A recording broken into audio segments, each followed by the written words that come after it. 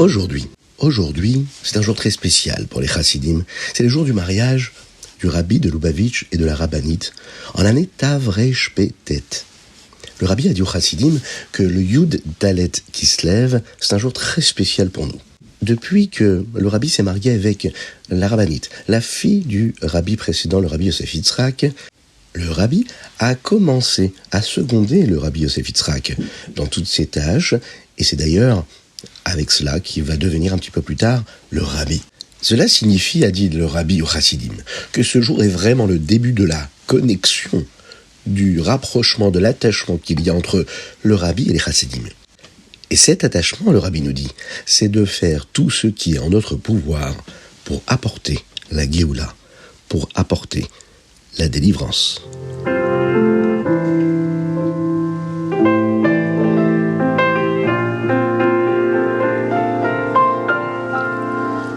Boker Tov les Koulam, bonjour à toutes et à tous, infiniment heureux de vous retrouver pour partager avec vous le Chitatsu du jour. Aujourd'hui, nous sommes le Yom Sheni de la Parashat Vaishlach, le deuxième jour de la semaine, et nous sommes le Yud Dalet Kislev et Tafshin Pei Dalet 5784. Dans le Chumash d'aujourd'hui, Yaakov achève ses préparatifs pour rencontrer Esav en lui envoyant un cadeau. Il va traverser la rivière de Yabok, mais il oublie des jarres de l'autre côté. Quand il retourne les chercher, il va se battre avec le malach de Esav et il va être blessé. Le malach va dire à Yaakov qu'il recevra un autre nom et qu'il s'appellera désormais Israël. Yaakov envoie un cadeau à Esav.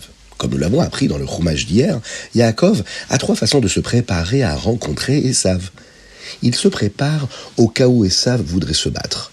Il prie Hachem et il donne à Esav un grand cadeau pour ne pas qu'il soit en colère. Maintenant, le matin, Yaakov a fait la 3e chose, envoyer un cadeau. Après avoir donné le maaser, il a choisi ce qu'il devait donner à Esav. D'abord, des bijoux très spéciaux, puis des animaux, des femelles, des mâles, pour qu'ils aient de nouveaux bébés. Vous voulez connaître le chiffre ? 200 chèvres femelles et 20 chèvres mâles, 200 moutons, 20 béliers, 30 chamelles femelles avec leurs petits et 30 chamelles mâles, 40 vaches, 10 taureaux, 20 ânesses femelles et 10 ânes mâles, plus de 600 animaux. Une richesse, ce cadeau. Yaakov va dire à ses serviteurs d'aller et de marcher un après l'autre, et que chacun devrait apporter quelques-uns des cadeaux. Pas tout d'un coup, mais au fur et à mesure, pour que Esav ait l'impression de recevoir de plus en plus de cadeaux. Il devrait dire à Esav que ce sont des cadeaux pour lui, de la part de Yaakov, et que Yaakov est en chemin. Yaakov a également envoyé des anges avec eux.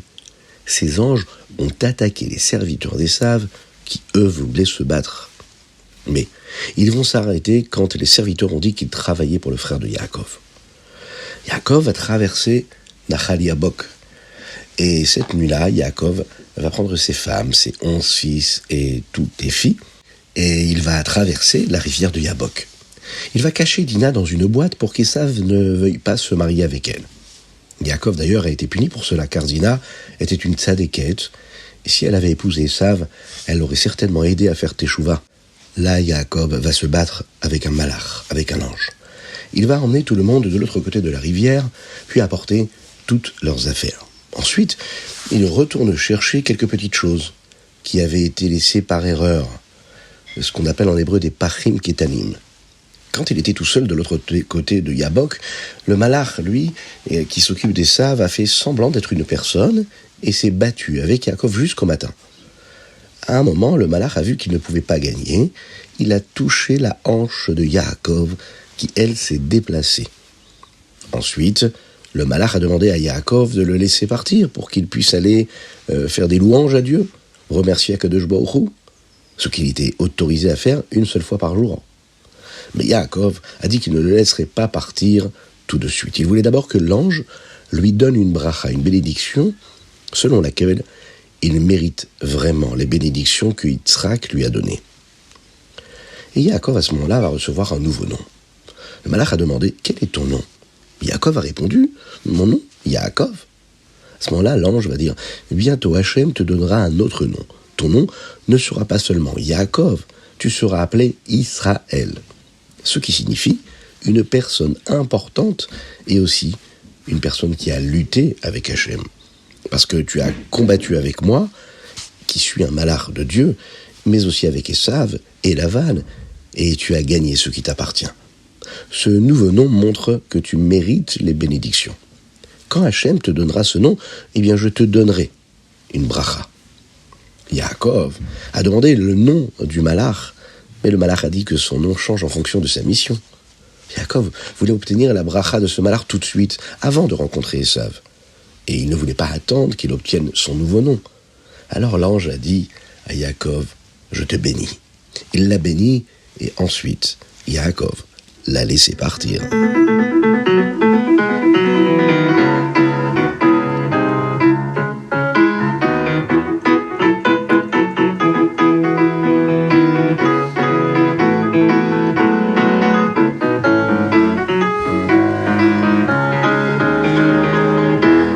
Nous passons au Télim du jour. Aujourd'hui, nous lisons les chapitres du 72 au 76, du Aïn Bet au Aïn Vav.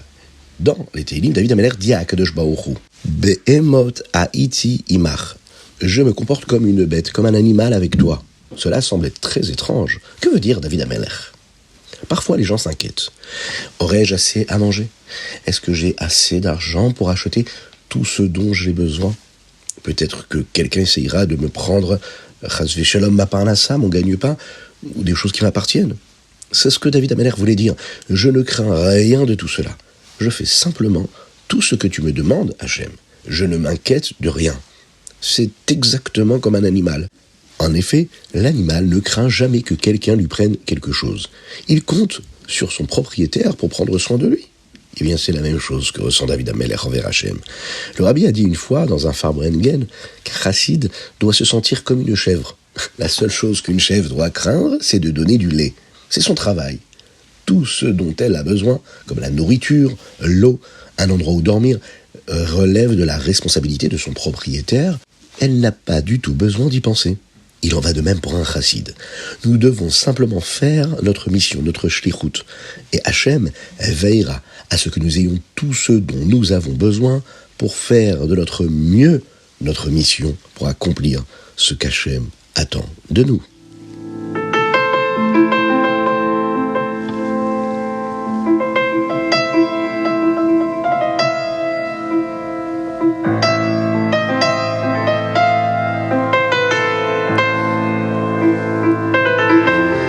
Nous allons passer au Tanya, mais sans oublier d'abord de mettre une petite pièce dans la Tzedaka pour faire venir le Mashiach, en pensant très très fort à nos frères en Eretz Israël.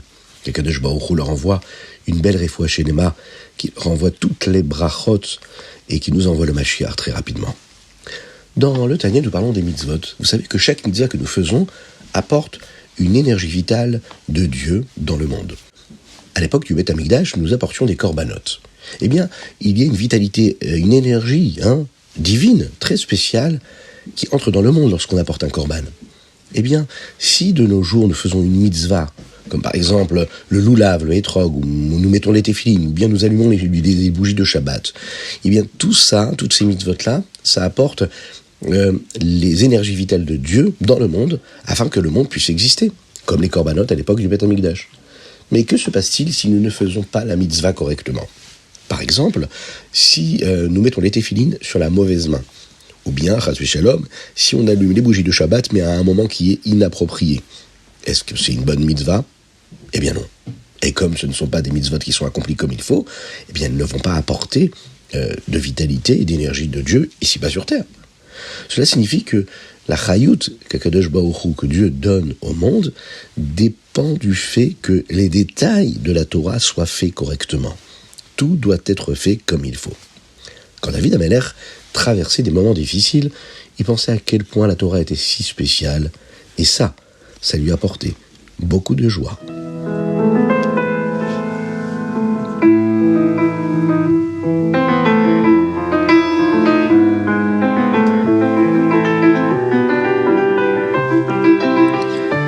Yom Yom Yud-Dalet Kislev, il est de notre minhag. Nous avons l'habitude de faire une bracha geffen sur le vin lorsque nous faisons zimoun.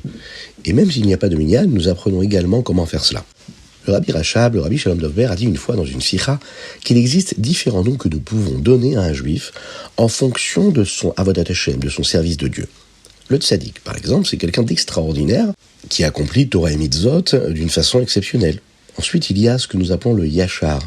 Yachar, c'est quelqu'un de très prudent avec les mitzvot lo ta'aseh. C'est une personne très méticuleuse qui fait en sorte de ne pas accomplir ce qui n'est pas autorisé à être accompli. Il y a aussi le nom de tamim. C'est pour quelqu'un qui est vraiment sérieux au sujet des mitzvot et qui est très dévoué. Et puis il y a le chassid. Il y a plusieurs façons dont une personne pourrait agir pour mériter d'être appelé un chassid. L'une d'entre elles est qu'il ne laisse pas la matérialité du monde l'empêcher de suivre la voie qu'Hachem veut qu'il suive. C'est quelque chose que chaque juif a en lui, c'est un niveau que tout le monde peut atteindre. La deuxième façon est qu'il ressent dans tout ce qu'il fait comment Dieu est là. Parfois, il va manger, il voit Dieu. Quand il va faire ses courses, il voit Dieu. Quand il va au travail, il voit Dieu. Quand il étudie, quand il prie, il voit Dieu. Tout le monde ne peut pas ressentir cela, mais ce n'est pas impossible. Et ensuite, il y a la troisième façon dont une personne peut agir pour mériter d'être appelé un chassid. Un juif pourrait agir de la manière dont Hachem veut, car il a envie d'être proche de Dieu. Un chassid, lui, agit d'une manière très spéciale. Au lieu de penser à ce qu'il veut, il pense à ce que Dieu veut. Il sait que Akadosh Baruch Hu, que Dieu veut que Mashiach vienne, et il réfléchit à ce qu'il peut faire pour rapprocher la Géoula, la délivrance. Qu'est-ce que le rabbin nous enseigne ici ? Eh bien, nous devons vouloir Mashiach maintenant et faire tout notre possible pour que cela se produise immédiatement.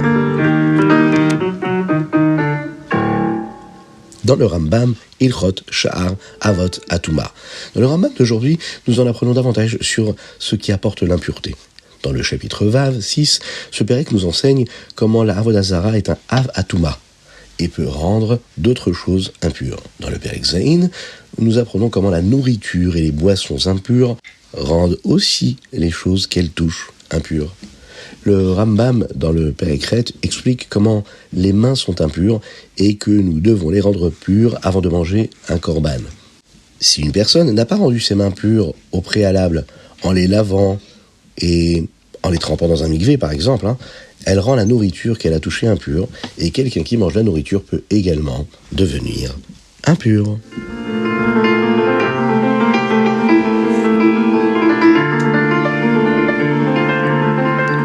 Et voilà, c'était le Ritatu du jour. J'espère que vous avez passé un bon moment. Je vous invite à le partager avec vos amis. Envoyez-nous vos dédicaces sur ritat.fr, mais également sur le WhatsApp du 06 61 76 87 70.